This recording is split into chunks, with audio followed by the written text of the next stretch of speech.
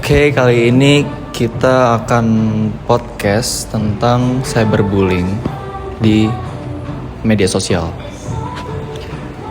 Guys, aku mau nanya deh, kalian kalau buka TikTok atau Instagram pernah nggak sih nemu komentar yang udah kelewatan? Aku pernah sih, kadang juga bingung kok ada orang yang bisa seberani itu ngomongnya. Apalagi kalau udah satu orang mulai ngehina itu, yang lain FOMO ikut-ikutan buat ngehina juga. Terus biasanya alasannya paling cuma bercanda doang. Nah, sebenarnya batas antar bercanda, kritik, dan cyberbullying itu di mana? Di video ini kita bakal ngobrolin cyberbullying dan etika bermedia sosial, sekaligus melihat salah satu kasus yang sempat ramai di media sosial, yaitu kasus Putri Padang. Sebelum masuk ke kasusnya, sebenarnya semua komentar negatif itu bisa disebut cyberbullying nggak sih? Nah, kalau menurut aku tuh enggak ya, soalnya kita boleh kok bisa memberikan kritik atau menyampaikan pendapat.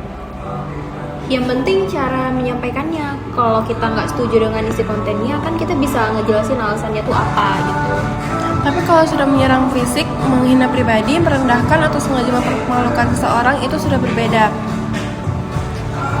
Jadi kita boleh nggak setuju sama seseorang, tapi bukan berarti kita harus menyerang orangnya. Ya, kritik kontennya tapi bukan orangnya. Sekali lagi aku camkannya, aku nggak rela siapapun orang di balik layar ini ngejahatin aku. Matilah cepat biar imbas kita, biar sama-sama senang aku.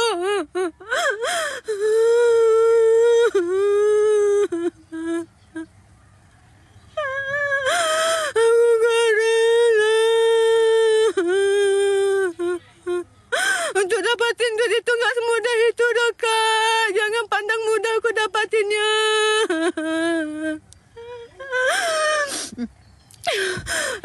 Jualan aku belum keluar lagi. Aku kena tipu, belum makan. Ya ada, jangan nanti bilang. Mana? Ambil itu dulu. Kuncinya yang di brankas itu. Sampai kapanpun aku nggak ikhlas kan. Nggak ikhlas aku dong.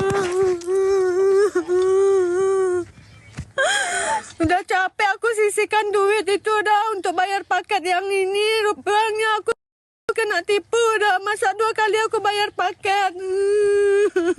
Nah, contoh nyatanya bisa kita lihat dari kasus Putri Padang yang sempat ramai di media sosial. Iya, aku sempat lihat juga. Respon netizen terhadap kasus ini tuh cukup beragam. Ada yang memberikan pendapat, tapi juga ada yang menyerang penampilan pribadinya sih. Fenomena komentar terhadap Putri Padang ini juga pernah dibahas dalam penelitian yang menganalisis komentar di TikTok.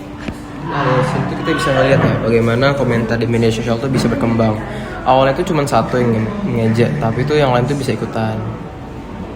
Padahal mungkin mereka ngerasa aku cuma komentar 1 kali dan itu nggak bakal berdampak buat apapun gitu. Tapi kalau semua orang berpikir begitu, akhirnya komentar negatifnya jadi semakin banyak. Tapi kalau mereka bilangnya cuman bercanda, menurut kalian tuh gimana? Nah, kalau menurut aku ya, itu kita harus lihat apa yang dibercandain. Kalau yang dijadiin bahan bercanda itu tentang fisik atau pribadi seorang, itu belum tentu orang tersebut tuh menganggapnya lucu. Dan kita juga nggak bisa cuma ngelihat niatnya aja, tapi dampaknya juga tetap harus dipikirkan. Nah, kalau menurut aku ini juga ada hubungannya dengan kewarganegaraan. Hubungannya apa tuh kira-kira? Sekarang kita nggak cuma berinteraksi di dunia maya, tapi juga di ruang digital. Jadi kita juga punya tanggung jawab sebagai warga digital. Nah, kita tuh memang punya kebebasan berpendapat. Tapi kebebasan itu bukan berarti kita bebas menghina atau merendahkan orang lain. Berarti sebagai warga negara, kita harus bisa menggunakan kebebasan berpendapat dengan tetap menghargai orang lain. Betul, boleh beberapa pendapat, boleh kritik, tapi tetap ada etikanya. Kalau begitu, apa yang bisa kita lakukan untuk mengurangi cyberbullying ini? Pertama tuh jangan ikut-ikutan ketika melihat orang lain sedang dihujat. Yang kedua, kalau mau kritik fokus ke kontennya, bukan menyerang pribadinya.